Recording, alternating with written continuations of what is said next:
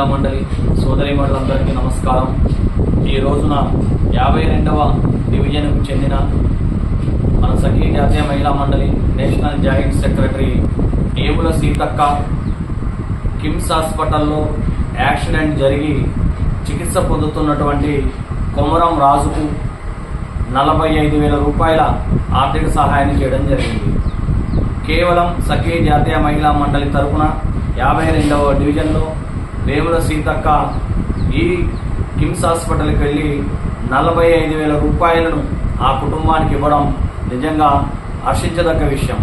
ఇది సఖీ జాతీయ మహిళా మండలి యొక్క గొప్పతనంగా భావిస్తూ ఉన్నాను. ఎందుకంటే సఖీ జాతీయ మహిళా మండలి సేవా దృక్పథంతో ఏర్పడింది. విద్య, వైద్య, ఆరోగ్యం, ఉపాధి కల్పన దిశగా ఏర్పడింది. ఆ దిశలో భాగంగా ఆ సేవలో గుర్తింపుగా ఏముల సీతక్క గారు నేషనల్ జాయింట్ సెక్రటరీ ఆమె 52వ డివిజన్లో మొత్తం కూడా 45,000 మన సఖీ జాతీయ మహిళా మండలి తరఫున వాళ్ళు పోగు చేసుకొని